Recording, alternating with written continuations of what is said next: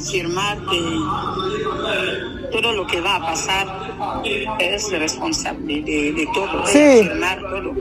También yo firmar.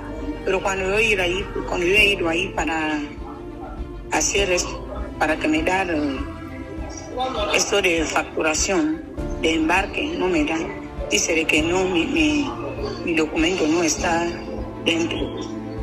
Yung company, which is yung Ethiopian Airline. Paano? Tapos sabi niya, sige, Paano? kapag hindi daw in-accept ng Pilipinas, Accept yun. tapos papabalikin. Hindi, tapos papabalikin sila, baka daw ang i-charge or mabigyan ng penalty. Hindi, yung Ethiopian. Ako ka mo magcha-charge.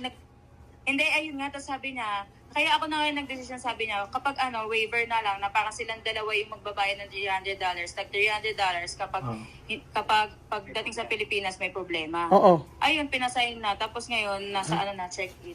Check-in na. Check-in pa lang, hindi immigration. Oo. Hindi pa sa immigration. Ano na? Pag sa immigration, sama lang nabing kasi magtatanong. Oo nga, hindi, Beng, ganito, ano ba nangyayari kasi? Kasi mahigpit yung dito yung security dito sa check-in. Oh, so, hindi siya ganyan, meron siya, ang dami niyang tanong, tapos first time nila, di ba? Tapos naman, parang pinipilit niya na, yun nga, sabi ko, pinakita mo yung affidavit of support. Tapos ayun nga, tapos biglang tinanong doon sa office, bakit wala daw invitation letter, ganyan. Tapos sabi ko, meron yung authorization, ayun, kinuha ko. O tapos binigay ko sa kanila. Tapos yun na, tapos nasabi, yun nga pinaliwanag. Kasi kapag mahigpit nga doon sa Philippines, kapag hindi daw in-accept yan, papabalikin dito, tapos sila ang mapapenalty, yung company nila. Kung gusto daw mag-waiver, nagsulat ako, tapos pumirma sila na ang penalty nun is $300 per person. no problem. Oo, walang problema. Ayun nga, ngayon nandun na silang dalawa sa Saan? check-in. Ikaw asan ka? Sa check-in. Nandito ako sa labas, sila lang pinapasok doon. Pero nasa check-in na sila. Tapos Beng, yung Oo, nasa check-in. Kasi magsasaka na kaya minamadali din pero tapos ka na sa immigration? Hindi pa, nandito pa lang kami sa check-in. Huwag mong iwanan. Oo. Hindi naman, Kasi nga ewan ko, sabi nila ang higpit daw sa Pilipinas. No, walang problema doon kasi basta meron affidavit of support. Beng, yung affidavit of Hindi, support. pag sa Addis naman wala na Yung, Oo, kasi dire-diretso transit lang yun yung affidavit of support. Pero yun, binigay nga namin yun. Binigay nga Oo, namin ganito, yung affidavit. Beng. Isesend ko sa isend mo sa akin yung email mo, tapos pagkayari, isesend ko rin sa messenger mo o sa WhatsApp mo yung invitation letter. Pero pinakamatindi kasi diyan yung affidavit of support na binigay ko. Yun. Oo. Oh, Meron naman ako buti pala ako. Oo, sinabi ko kasi Aya, yung invitation letter kasi lang naman yun, sulat lang. Pero meron ako gumagawa na kami ngayon. Isesend ko sige. isend mo sa akin sa email, no? Balitaan mo na ngayon, no Oo, sige, teka, kakusapin muna namin kung nag-a-assist kasi mukhang kami naman magkakaproblema. Oo Sige. Nga. Sige. Sige. Ayan. Oo nga, gawin mo na nga yung invitation. Kasi, Yan, meron ako invitation na ginawa. I-edit mo na lang. Ikaw na gumawa. Tapos si mami yung printer i-ayos nyo. Kasi hindi na ako pinagawa kasi ganito, ang hinanap pala sa kanila ay invitation letter. Invitation ang hinanap sa kanila. Ngayon, sabi kasi sa akin, kahit na hindi man invitation letter, buti meron ako invitation letter dito, i-edit na lang, i-print na lang, sisend ko sa kanila. Hindi ko kasi ginawa invitation letter kasi may affidavit of support. Wala sabi sa akin doon sa ng abogado, affidavit support okay na. Invitation letter ang hinanap sa kanila. Ngayon, yun nga, inanoan sila ng waiver na silang sasagot if ever na magkaroon ng problema sila sa Pilipinas pag di sila pinapasok. Pero dahil mahigpit doon ang Pilipinas. Pero wala naman, basta may affidavit of support, madali makapasok yan. Abay, kanina pa ako natetin, sa totoo lang. Kailangan makalabas sila ng ngayon. Makalabas sila ngayon ng immigration. Pag nakalabas sila ng immigration, okay na. Wala nang problema. Pipirma lang naman ng waiver, okay lang. $600, okay lang yun. Importante, makalabas sila ng Equatorial Guinea. Hindi ko alam bakit malabo, mahigpit ngayon sa Equatorial Guinea. Sobrang higpit. waiting to visit Pampanga, Manila. Oo, ganyan. Oo, okay lang yan. Tapos yung number ko na ilagay mo is 092. Tama. Ano ba yung number nila? Oo. Number ko ibigay mo. Pag yung number ni ni Lenlen. Oo. Basta iyan ngayon. Okay na, pumirma ng waiver. Ewan natin kung ano mangyayari right after nun. Hanggang hindi sila nakakaalis ng immigration, doon kakabahan ka talaga. Kailangan makaalis siya ng ano. Tapos mami, ano ng ano ko ID. Paki-print din ng ID. Meron ka bang anong ID ko? Asan? Ayan, itong ID ko. Pipirma ako dito. Tapos pagkari scan mo. Anak, pengen ako ng ballpen. Pana? Asan ang ballpen? Pipirma akong 3 beses. Ako po naligo mga amigo at sa totoo lang kanina pa ako natetense. Yes po, natetense ako, kinakabahan ako. Kasi hindi ako ang kasama ni Joanna. Pero may tiwala naman ako kay Beng at saka magaling yun. So, sa totoo lang, kinakabahan ako.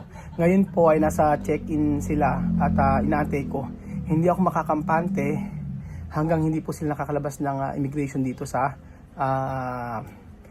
Equatorial Guinea. Makalampasan ng immigration, makakahinga na po ako ng maluwag-luwag, and then aantayin ko yung update ni Beng. Sabi ko anytime pwede kang tumawag sa akin. So sinend ko na invitation letter, i-travel, at kung bakit tatanungin sa akin kung bakit yung ko lang inayos yung aking invitation letter, hindi ko po alam mga amigo na kailangan yun dahil meron ng affidavit of support. So mas matindi kasi ang affidavit of support kaysa doon. Hindi ko naisip na dapat pala parehas. Buti na lang po meron akong invitation letter. Inedit agad ni Belgium, tapos yung dati kay Mami Cookie. Inedit agad ni Belgium, tapos sinend ko agad kay Beng sa email niya at saka sa WhatsApp niya. So ngayon nag-aantay lang po ako kung saan na sila. At pag nakalabas na po sila ng immigration sa may Masena ko. Pero sa Pilipinas po yan, ako talaga kaya kong ipaglalaban kahit na nandun po ako sa labas, basta ako magsusupport sa kanya ng 27 days na bakasyon nila. So salamat kay Beng at hindi niya iniwan si Joanna. So antayin po natin yung nila sa immigration. Ya viens dengan Wesley avec tray.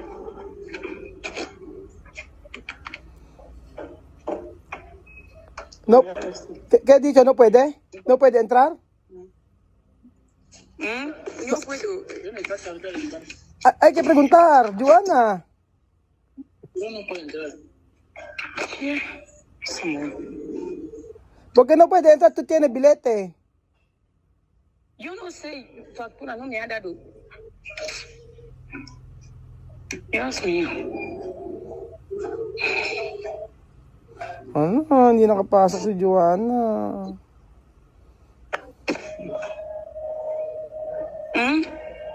Joanna. Joanna, Facturación. hay que preguntar, por favor, para pagar. No pasa nada, pagar. Por favor. Hay que preguntar.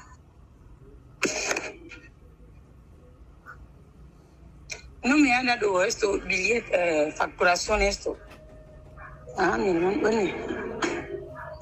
Fue facturación va que Borobán Baldi. No, está bien.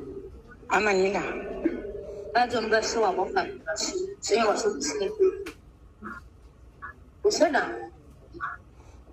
我们老板你买呀？我说我们。¿Quién? Ahora dice que no puede, ya se va.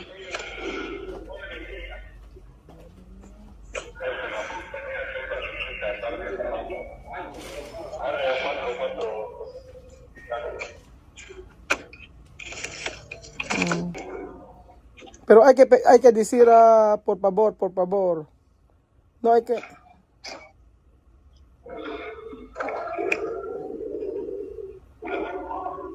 Desde que estoy aquí, por favor.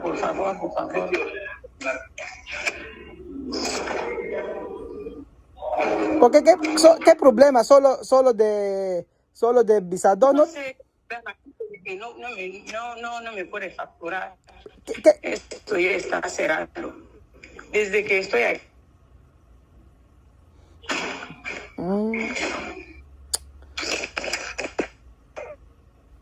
No puede así. Hindi daw eh. Ewan ko. Ha? Ano? Paano? Medyo yung problema yung yung ticket ngayon, paano? Iniwan nga. Kaya nang ginawa niyo ni Ose? Hindi makapunta sa immigration. Kaya nga, dapat sinamahan ni Bing eh. Hindi nga, kasi nga last ano na raw, Belgium, last call na yata. Wala, paano kaya yun?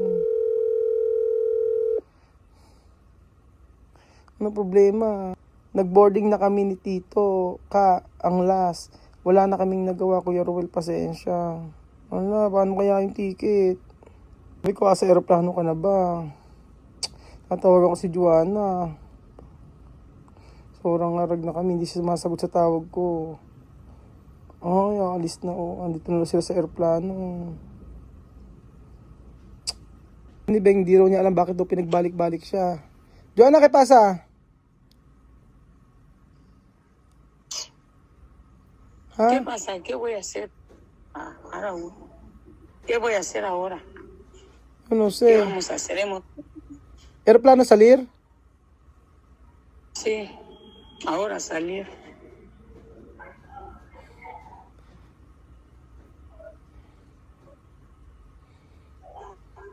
No puede decir por favor así.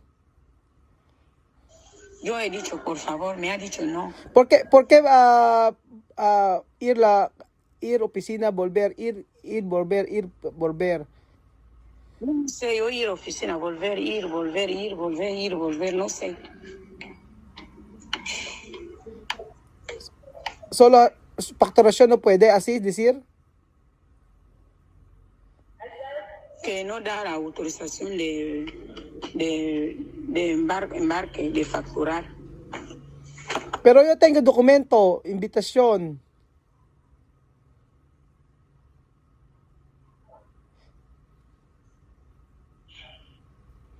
¿Tú no enseñar?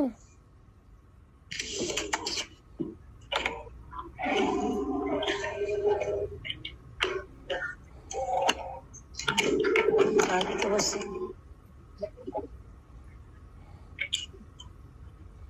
Mhm. Pero avión ba ha ido? Sí.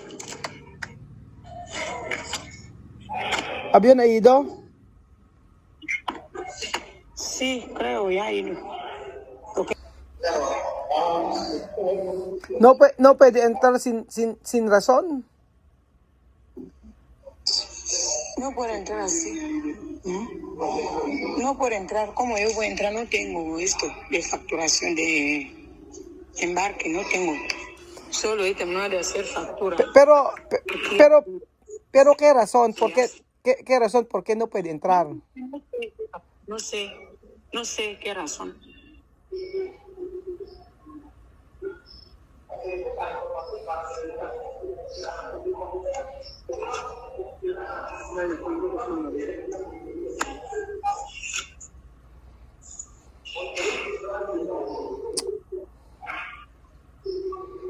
Mm.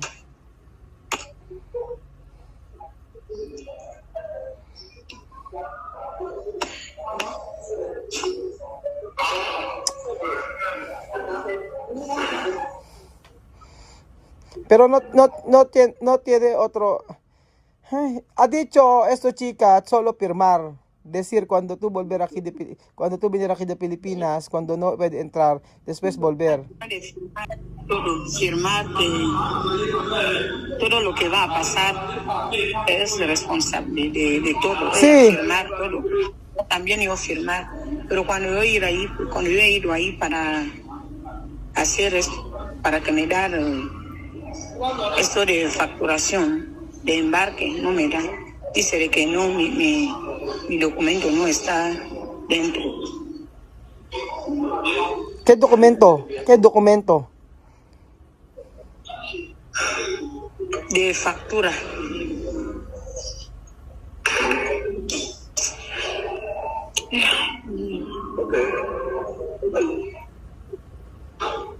Ahora, ¿qué vamos a hacer ahora? ¿Qué voy a hacer ahora? Espera, yo no sé. Ay, Diyos ko.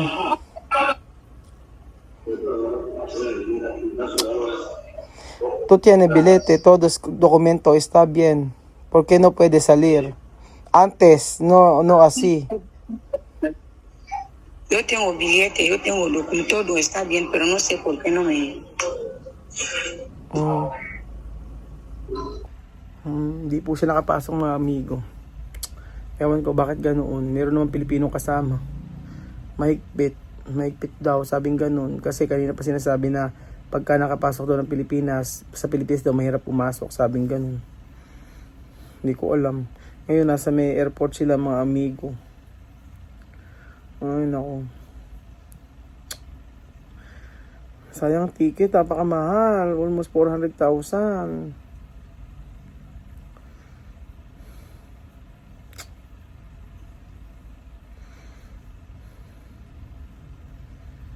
Hindi naman pwedeng ano yun eh. Hindi na, kasi 24 hours dapat bago mag-cancel pwede. Pero hindi naman na pwede. Hindi ko na nahabol. Paano kaya ang gagawin namin yung Joanna ngayon? Saan, naka-prepare na kami eh. Ando na yung yung gamit ni Joanna. Nakaayos na lahat. Ay, ako, Diyos ko.